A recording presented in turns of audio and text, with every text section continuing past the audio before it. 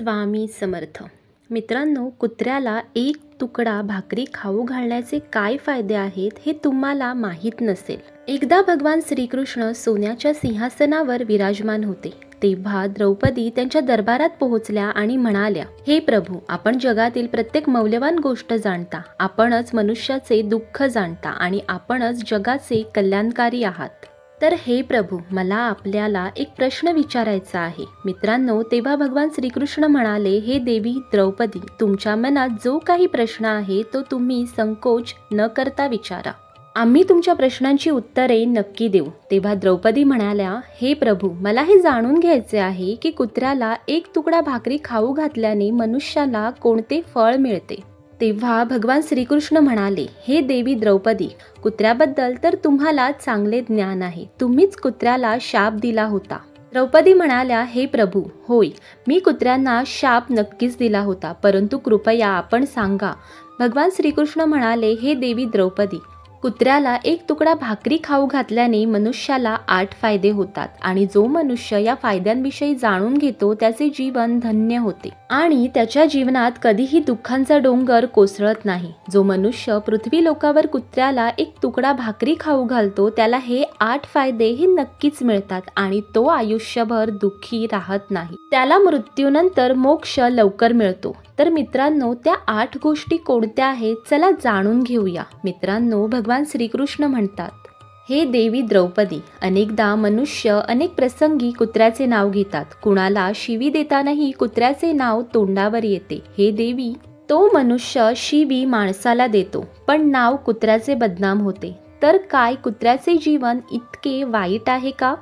चला तर मित्रांनो, या कथेच्या माध्यमातून जाणून घेऊया. नमस्कार मित्रांनो, स्वामी भक्ती एक आध्यात्मिक प्रवास या चॅनलमध्ये तुम्हा सर्वांचे मनापासून स्वागत आहे. मित्रांनो, भगवान श्रीकृष्ण म्हणतात, हे देवी, एक लाल रंगाचा कुत्रा होता. तो खूपच लाचार आणि भुकेला तहानलेला होता. तो गावात सगळ्यांच्या घरी जात होता पण त्याला कोणीही एक तुकडा भाकरी देत नव्हते. तो भुकेच्या मारे इकडे तिकडे तडफडत होता. तेव्हा फिरता फिरता एक दिवस तो नदीच्या किनारी एका ब्राह्मणाच्या आश्रमाजवळ पोहोचला.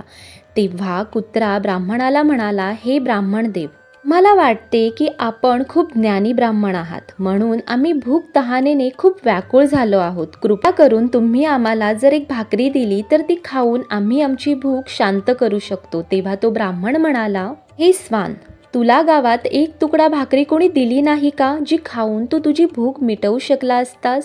मित्रांनो, पुढे भगवान श्रीकृष्ण म्हणतात, हे देवी, कुत्रा ब्राह्मणाला म्हणाला, हे ब्राह्मण देव, मी तुम्हाला काय सांगू, तुम्ही माझ्या बोलण्यावर विश्वास ठेवणार नाही. तेव्हा तो ब्राह्मण म्हणाला, हे स्वान, तुम्ही सांग, तुझ्या बोलण्यावर आम्ही नक्की विश्वास ठेवू. तू आम्हाला खूप लाचार दिसत आहेस. तेव्हा तो कुत्रा म्हणाला, ठीक आहे ब्राह्मण देव, आम्ही तुम्हाला आमची कहाणी सांगतो. मित्रांनो, पुढे भगवान श्रीकृष्ण म्हणतात, हे देवी द्रौपदी, तेव्हा तो कुत्रा ब्राह्मणाला म्हणाला, हे ब्राह्मण, हे जगातील लोकांनो, आमच्यावर दया करा. आमचे कोणतेही घर नसते, कोणताही आसरा नसतो, कमावून खायला आम्हाला येत नाही, आम्हाला वस्त्रेही परिधान करण्याचे ज्ञान नाही, म्हणूनच थंडी, गरमी, पावसात आम्ही असेच फिरत असतो. आम्हाला वाचायला लिहिता येत नाही. मित्रांनो, पुढे भगवान श्रीकृष्ण म्हणतात, हे देवी द्रौपदी, तो कुत्रा म्हणतो, हे ब्राह्मण देव, तुमच्यासारखे आम्हाला अनुशासन नाही, तुमच्यासारखे आम्हाला बोलायला येत नाही, हे आमचे दुर्भाग्य समजा. तुमच्यासारखी आम्हाला भूक असते, मार लागल्यावर तुमच्यासारख्या आम्हाला वेदना सुद्धा होतात, आम्हाला तुमच्यासारखे रडायलाही येतं. फक्त याच 3 कामांमध्ये आम्ही तुमची बरोबरी करू शकतो, म्हणून आमच्यावर दया दाखवा, आम्हाला आणखी त्रास देऊ नका. ईश्वराने तर आम्हाला कष्ट देऊनच पाठवले आहे. तुम्ही लोक आम्हाला त्रास देता आणि तुमच्यासारखे मनुष्य नाही. आम्ही पराधीन जीव आहोत. जेव्हा आमचा जन्म झाला तेव्हा आमचे डोळे, कान बंद होते. सांगता येत नाही की तुमच्या जन्माप्रमाणे नाचगाणी होतात, वाद्य वाजतात, आनंद साजरा केला जातो. तसे आमच्या जन्मावरही झाले असेल. आमच्या जन्मावर कोणी आनंद साजरा केला असेल. मी ज्या बिछाण्यावर होतो ते कापसासारखे मऊ तर होते, थंडी अजिबात लागत नव्हती. मी मनात विचार करत होतो की एखाद्या मोठ्या घरात जन्मलो आहे. पण जेव्हा आमचे डोळे उघडले तेव्हा मी पाहिले की आमची आई, जिला तुम्ही कुत्री म्हणता, ती आपल्या 4 मुलांना छातीशी कवटाळून होती. मित्रांनो, पुढे भगवान श्रीकृष्ण म्हणतात, हे देवी द्रौपदी, तो कुत्रा म्हणतो, हे ब्राह्मण देव, शेवटी भूक तर आम्हाला तुमच्यासारखीच लागते. त्यात तिला आपल्या 4 मुलांची चिंताही लागून राहिलेली असायची. शेवटी ती आई जेव्हा भूक तिला स्वस्थ बसू देत नव्हती आणि गावकऱ्यांचेही तिला पाहून हृदय पिघळत नव्हते, तेव्हा ती नाईलाजांनी लोकांच्या घरात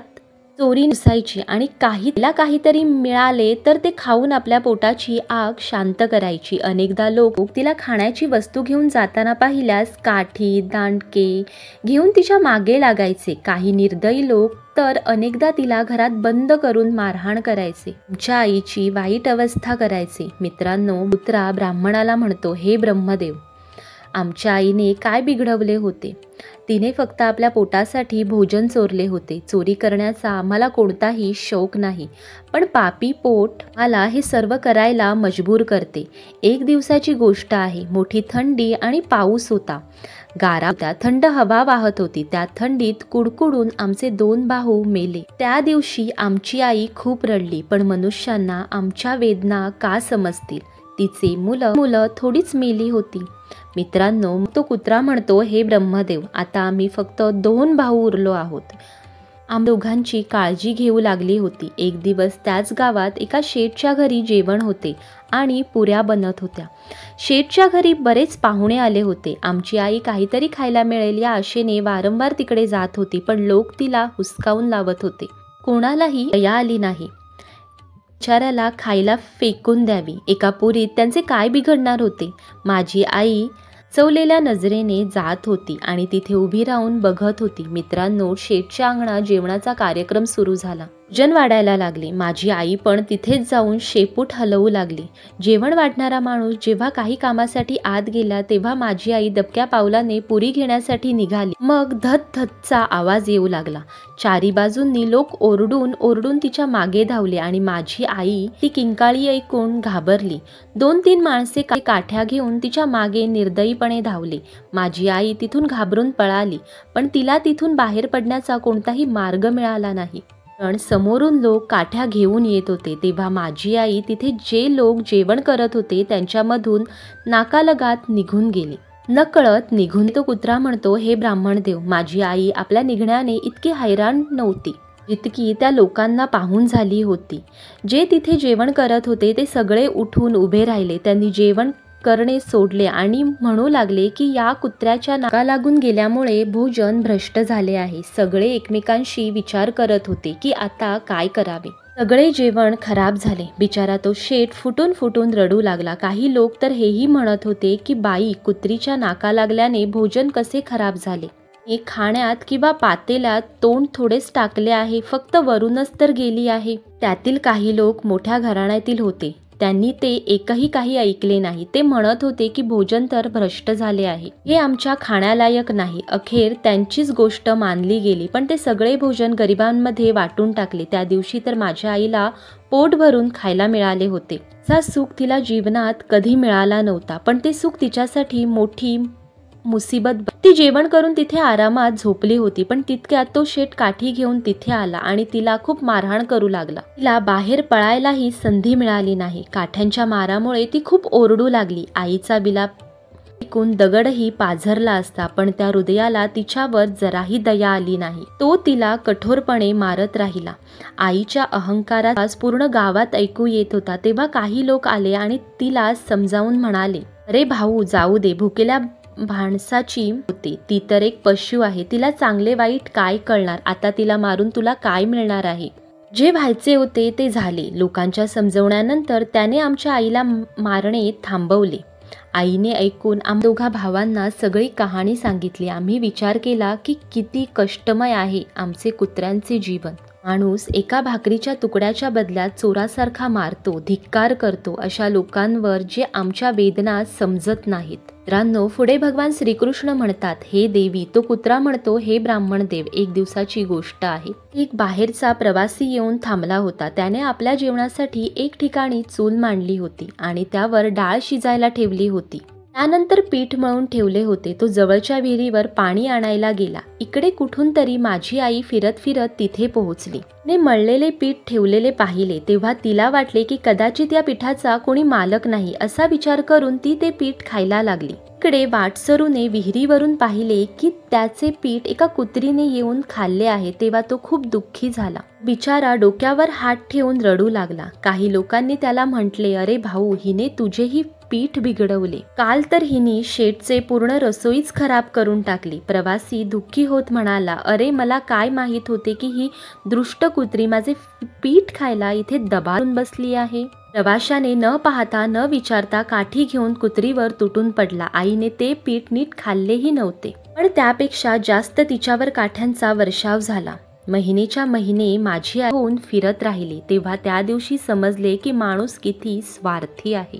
आम्ही त्याचे कोणतेही काम करतो तरी तो आम्हाला समजत नाही. मित्रांनो, पुढे तो कुत्रा म्हणतो, हे ब्राह्मण देव, आमची कमी आहे. आम्हाला त्याच मतलबी माणसांच्या अधीन राहायचे आहे जो आम्हाला त्रास देतो. तो आम्हाला प्रेमाने खाऊ घालतो. आम्ही त्याचे किती काम करतो हे त्यांना माहीत नाही.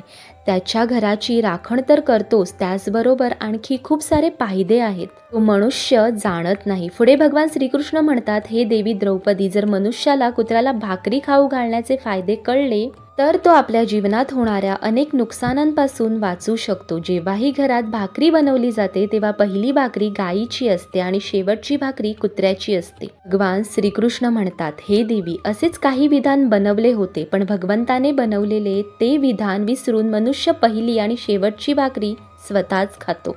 त्याचा परिणाम त्याच्या जीवनावर खूप वाईट होतो. कुत्रा तो प्राणी आहे. त्याला भाकरी खाऊ घातल्याने मनुष्याच्या जीवनात पडणाऱ्या ग्रहांचे दोषही दूर होतात.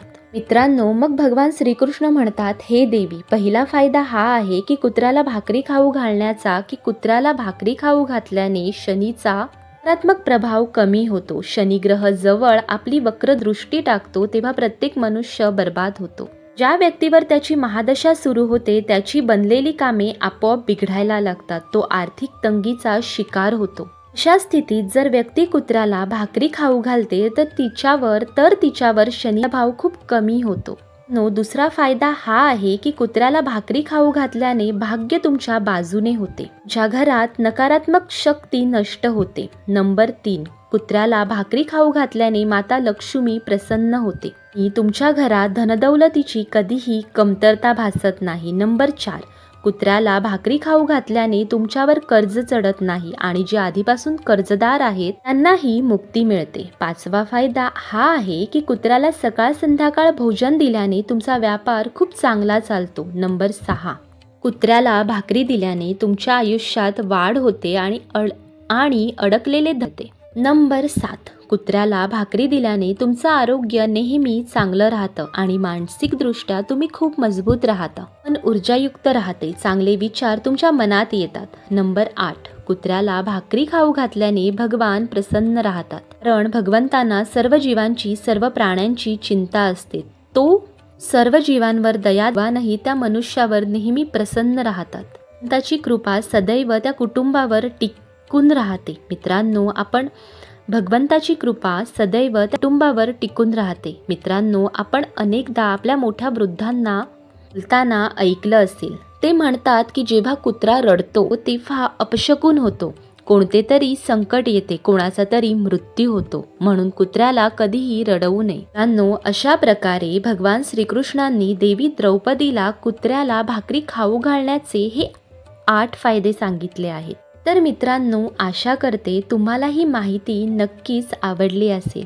जर माहिती आवडली असेल तर व्हिडिओला लाईक नक्की करा. हा व्हिडिओ तुमच्या मित्रजनांसोबत नक्की शेअर करा आणि अजून आपल्या चॅनलला सबस्क्राईब केलं नसेल तर चॅनलला सबस्क्राईबसुद्धा करा. आजच्या व्हिडिओमध्ये इतकेच. तुमचा किमती वेळ काढून हा व्हिडिओ पाहिल्याबद्दल तुम्हा सर्वांचे मनापासून आभार. तोपर्यंत श्री स्वामी नव्या माहितीबरोबर. तोपर्यंत श्री स्वामी समर्थ.